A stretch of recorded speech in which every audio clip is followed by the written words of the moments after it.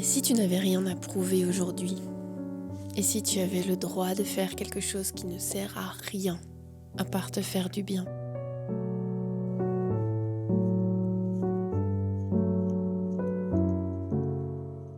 Aujourd'hui, j'ai eu envie de crocheter des encadrements pour ces 3 broderies terminées depuis quelque temps déjà. Pas pour les vendre, ni pour écrire un tuto ou préparer un atelier. Je l'ai fait pour rien. Ou juste pour le plaisir de remettre en valeur ce que mes mains ont déjà créé. Parce que c'est lent et minutieux.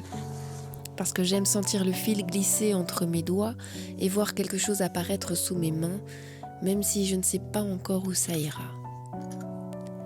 Le vrai résultat n'est pas l'objet fini, c'est l'espace qu'il ouvre en moi. Comme dans Into the Wild, quand Chris grave pendant 10 jours une ceinture de cuir juste pour inscrire son voyage dans la matière. Inutile et profondément nécessaire.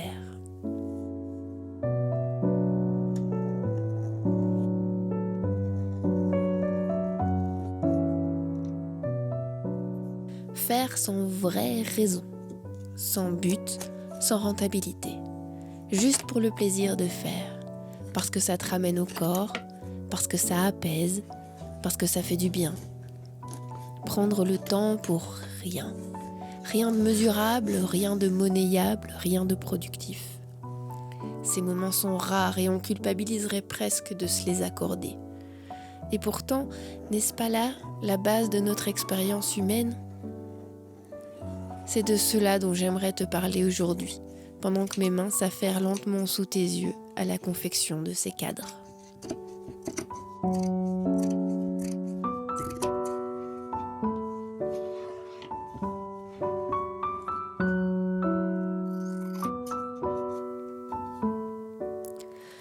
Dans mon quotidien, il y a d'autres choses que je fais et qui n'ont a priori aucune utilité.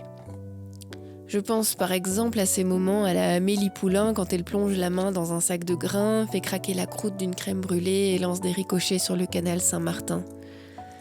Ces moments où elle goûte, Amélie. Elle goûte à ses sens, elle goûte à la vie. C'est tout. Et ça me rappelle que je peux vivre le monde avec mes doigts, avec mes oreilles, avec mes sensations.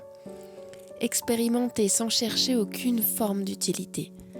J'ai besoin de ces gestes-là dans ma vie, ceux qui ne servent à rien et qui me remplissent pourtant. Je les cherche, je les chéris, je les invite dans mon quotidien et ils m'ouvrent un nouvel espace.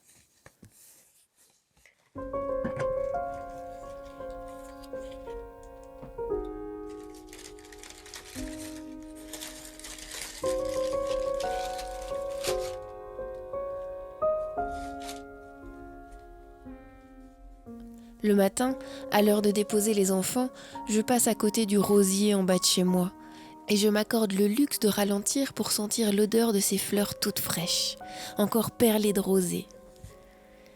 Je marche aussi très lentement sur les graviers qui me conduisent à la voiture, juste pour entendre le scrunch de mes pas. Quand je reviens à mon atelier, je ne manque pas d'effleurer toutes les textures qui m'appellent, les coussins, les tissus. Je glisse ma main dans mes grosses pelotes et me plonge dans leur moelleux. Quand j'ai besoin d'une pause, je fais des jolis dégradés avec mes fils ou mes crayons et quand le soir revient, j'observe la lumière qui avance sur les murs, surtout à l'heure dorée quand le soleil est rasant. Les objets prennent une teinte tout droit sortie d'un conte de fées.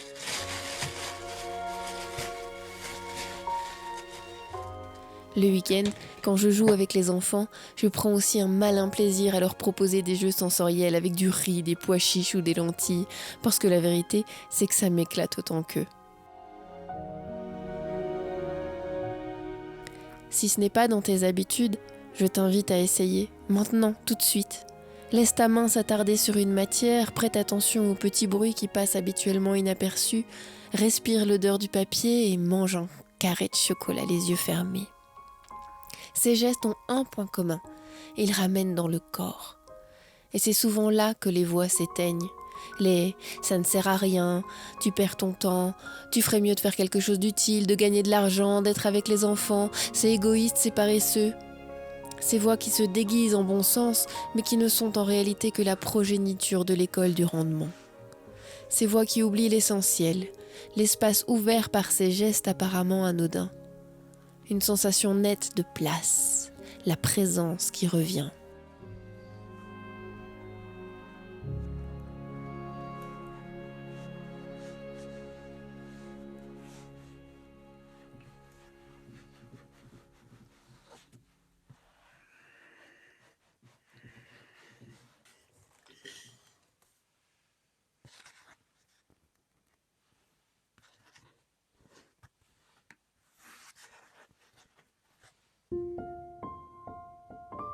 Il y a des moments où c'est inutile à retourner ma journée entière.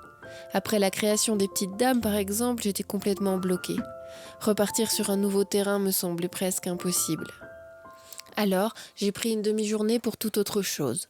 Ces broderies, sans rapport direct avec mon travail. Au bout de ces heures gratuites, la place s'est faite. Et presque sans y penser, j'ai rouvert un carnet, j'ai esquissé un nouveau patron, rechargé. Pas parce que j'avais bien optimisé mon temps, mais parce que j'avais créé un espace de renouvellement. Tu peux t'accorder ce temps autre dès que tu sens la tête se figer. Même juste une demi-heure, appelle-la comme tu veux, détour, respiration, récréation. Laisse-la n'avoir aucun but et regarde ce qui revient quand la pression tombe.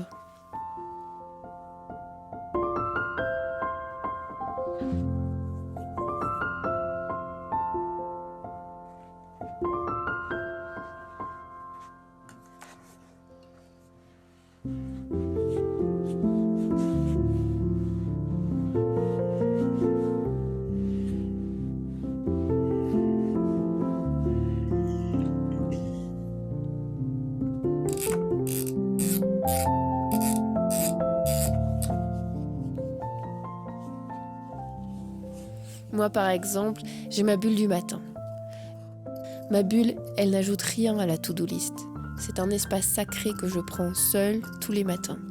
Un rendez-vous avec moi-même sans aucune exigence.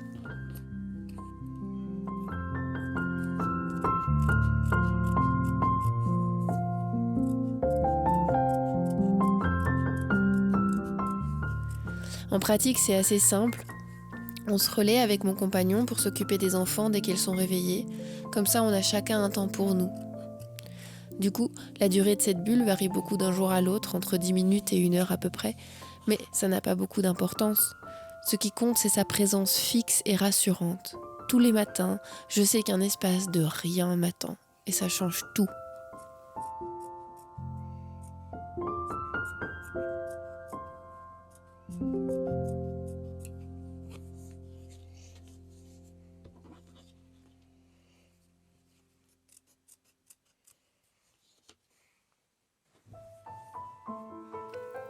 Pour atterrir, j'ouvre toujours la bulle de la même façon. 3 grandes respirations, un verre d'eau, puis je me prépare un délicieux café au lait d'avoine avec un trait de sirop d'agave dans ma grande tasse blanche, toujours la même. Quand il fait beau, je m'installe à la petite table en bois devant la maison et j'attends le lever du soleil, ma tasse à la main. À cette heure-là, la lumière est douce. Parfois, elle passe à travers les nuages et tout devient laiteux et calme. Les oiseaux se réveillent avec moi, un pépiment discret, et de temps en temps, une voiture traverse le village, un bruit lointain qui rappelle que la journée commence ailleurs aussi.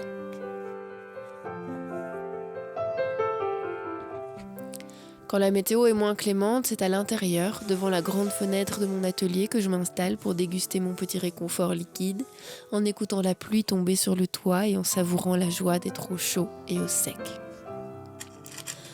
Souvent, c'est également à ce moment-là que je déverse le contenu de mon cerveau agité sur le papier. Tout ce qui m'encombre, à faire, à penser, à poser, mais aussi quelques gratitudes comme le plaisir d'avoir cette bulle, le soleil qui se lève, le chant des oiseaux, l'odeur du café. Rien d'extraordinaire, juste ce qui est là.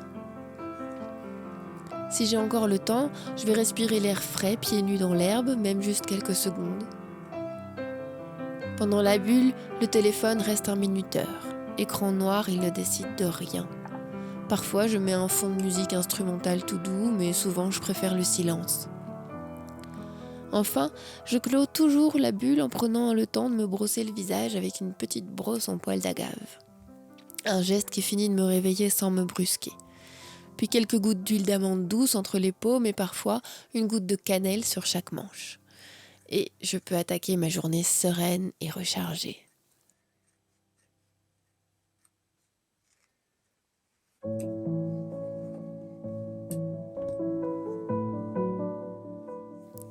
Pendant ma bulle, je ne produis rien, je ne suis utile à personne. Mais elle change toute ma journée. Je me retrouve présente, incarnée, vivante. Il y a comme une musique plus douce qui se met à jouer et elle m'accompagne longtemps. Si tu avais besoin de l'entendre aujourd'hui, sache que toi aussi tu as le droit de te sentir exister avant d'exister pour le reste. Car parfois, quand on n'écoute pas le besoin profond de son corps de ralentir, c'est lui qui nous y oblige.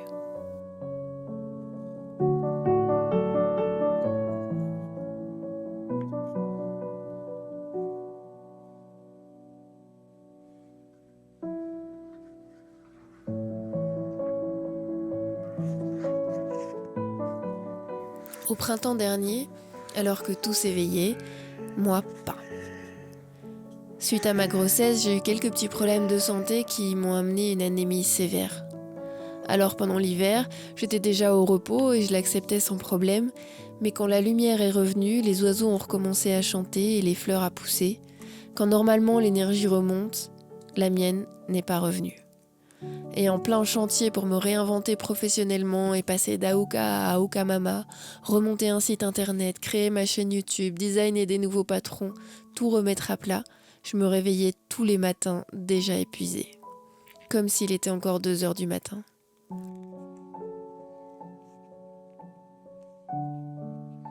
Alors j'ai essayé quelque chose qui me paraissait de prime abord complètement inutile, la fameuse sieste de 20 minutes.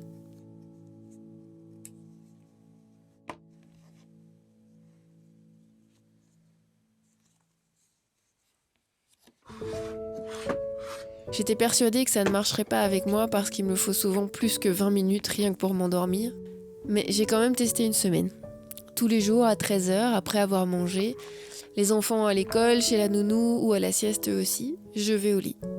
La clé, ça a été d'arrêter d'exiger de m'endormir, de me lâcher la grappe. J'ai accepté l'idée que ces 20 minutes pouvaient n'être que du repos et c'est là que, paradoxalement, je me suis mise à m'assoupir plus souvent. Au bout d'une semaine, le verdict était clair, ça m'aide beaucoup. Cette sieste me procure un deuxième matin, un reset. Je me relève fraîche comme un gardon avec une vraie marche arrière sur la fatigue de début de journée. Ces 20 minutes, je les récupère largement après. Peu importe ce que je reprends ensuite, montage, écriture, crochet, mail, j'ai l'impression d'avoir rebranché la prise. Si tu regardes ça en te disant que t'as pas le temps pour ça, je te propose d'essayer une semaine, 20 minutes, pas plus. Un réveil doux, au lit, en silence, sans rien exiger de toi. Tu as le droit d'être fatigué et tu as le droit de te reposer.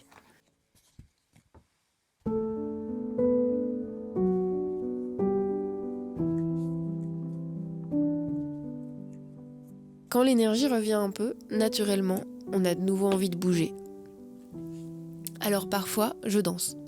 Comme Forrest Gump qui court sans destination, je laisse le mouvement exister pour lui-même, sans performance, sans objectif. Dans un monde où tout doit avoir un sens, une logique, une stratégie, faire quelque chose juste pour le geste ressemble presque à un acte de rébellion. Alors je danse. Pas parce que c'est prévu, pas parce qu'il y a un moment danse dans l'agenda. Je danse là où je suis, quand ça me prend. Dans la cuisine entre 2 tartines, dans le couloir en attendant que l'eau chauffe, dans l'atelier quand la tête bloque sur une idée, dans le salon parce que le soleil y fait un carré de lumière pile au bon endroit. Sans scène, sans miroir, sans regard, juste pour moi, mon corps et un morceau qui passe. Le reste n'a pas d'importance. Ça peut surgir n'importe quand.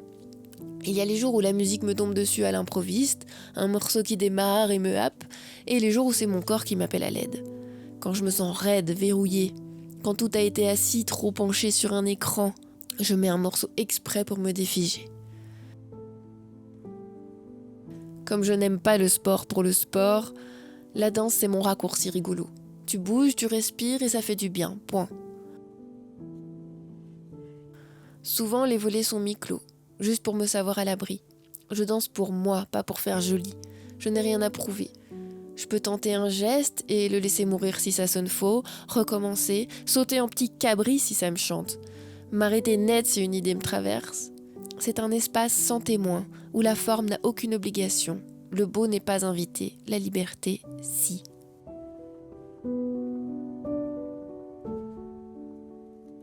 La liberté, chez moi, elle a toujours les pieds nus.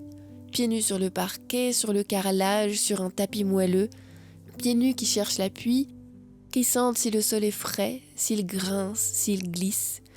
Je danse avec ce détail-là comme une encre. Le corps se rappelle, tu es là. Bon, parfois, le là inclut un Lego oublié par terre, c'est la vie avec des enfants. Je préfère garder ça au programme plutôt que des chaussures.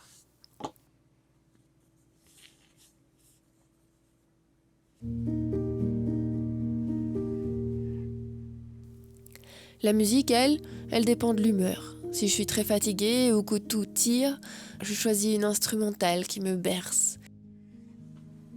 Et puis, il y a aussi les journées où j'ai besoin d'extérioriser. Là, je mets de la dub qui cogne gentiment, des grosses basses qui parlent directement à mon ventre, et je redeviens un corps et pas une liste de tâches.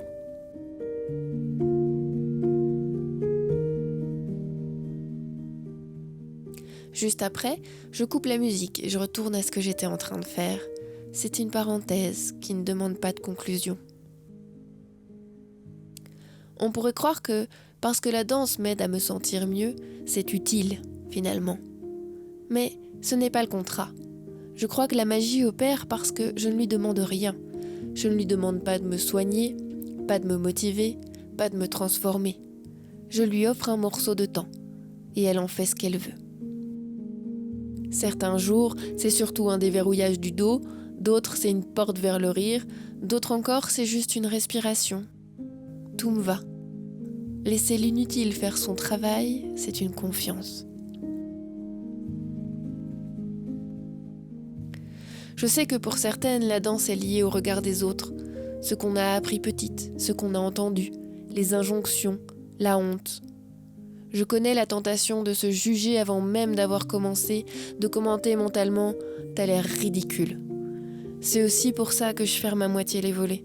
Dès que les juges potentiels sont exclus de l'équation, je deviens plus tendre avec moi-même. Tu n'as pas besoin d'aimer danser pour t'offrir ça. Tu peux détester les boîtes, les cours, les spectacles et quand même trouver un coin de cuisine pour bouger 2 minutes. Tu peux n'aimer aucun style et quand même tomber un jour sur un morceau qui te fait hocher la tête sans réfléchir. Tu peux avoir peur d'être nul et découvrir que, bonne nouvelle, personne ne te donne de notes ici. Tu peux ne pas savoir par quoi commencer et te laisser guider par tes pieds. Eux, ils savent.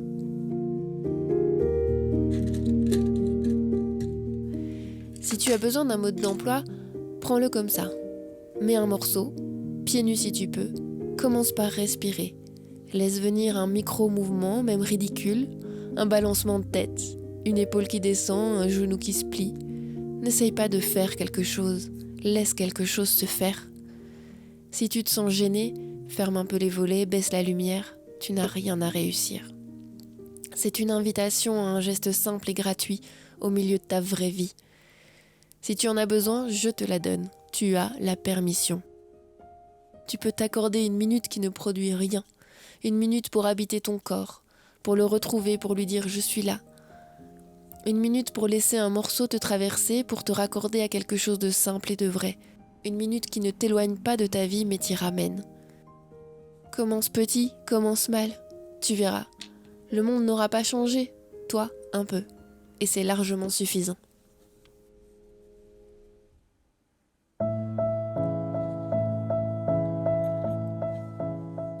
Il m'arrive aussi de découper des magazines comme une gamine de 6 ans. J'assemble des couleurs, des mots, des images. Certains appelleraient ça une planche d'ambiance. Moi, en vrai, je colle juste ce qui me fait du bien et au final, ça m'indique ce que je cherche, ce que j'aime, ce dont j'ai besoin.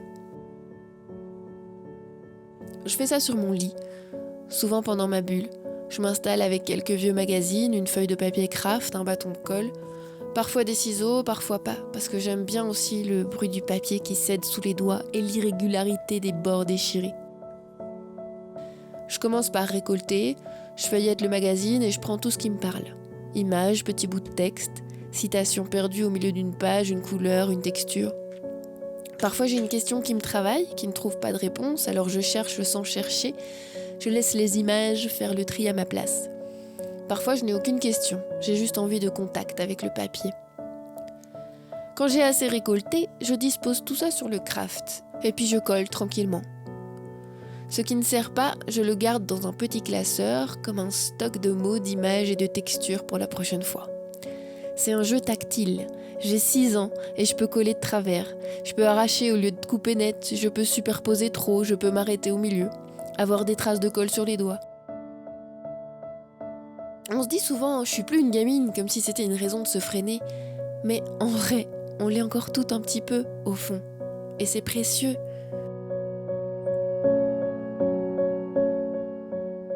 Au final, ce que je fais, ce sont en effet des planches d'ambiance. Mais le mot, lui, est venu après le geste.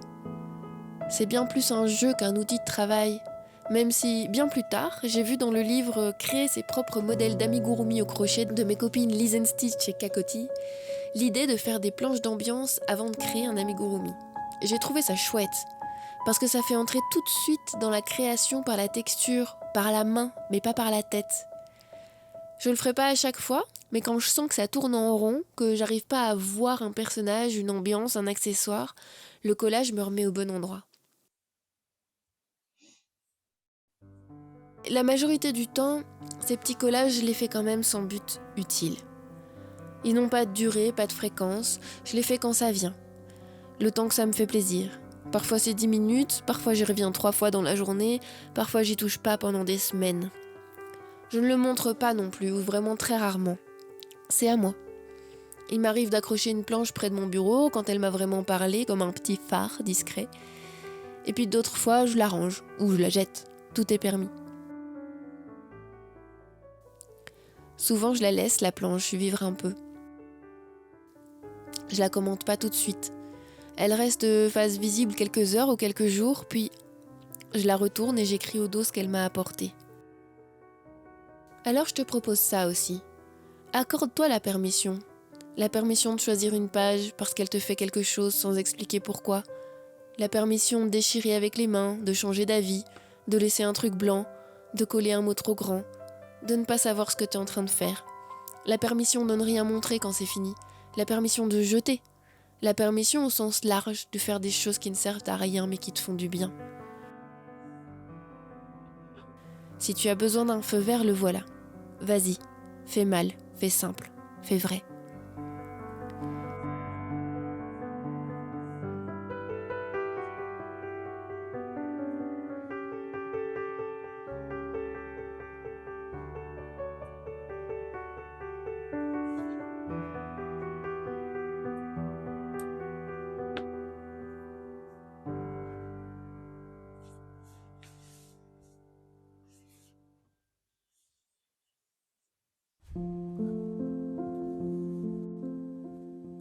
Ce qui me touche, c'est qu'à chaque fois que je prends le temps de ces gestes a priori inutiles, mon rythme interne se réajuste.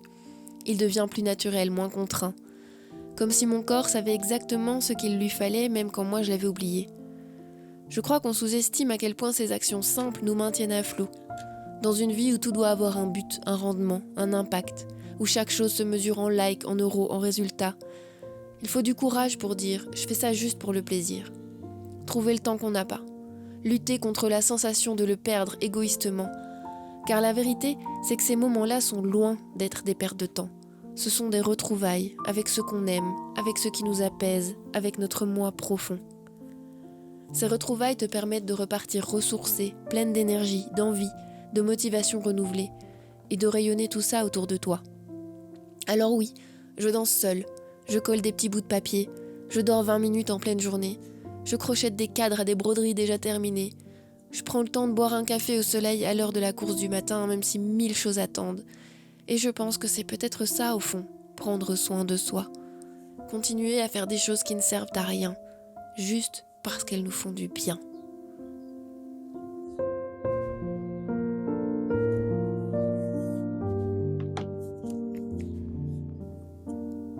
Si toi aussi tu veux prendre un temps pour toi cette semaine, j'ai eu envie de t'offrir un des modèles que tu as pu découvrir le mois dernier. Celui de Petite Ronde, accrocheté juste pour toi, juste pour le plaisir. Le lien du téléchargement est dans la description en dessous. Il faut juste que tu choisisses bien ta langue, anglais ou français. J'espère que c'est le petit coup de pouce dont tu as besoin pour enfin prendre du temps pour toi. Tu en as probablement besoin et tu le mérites assurément. À très vite.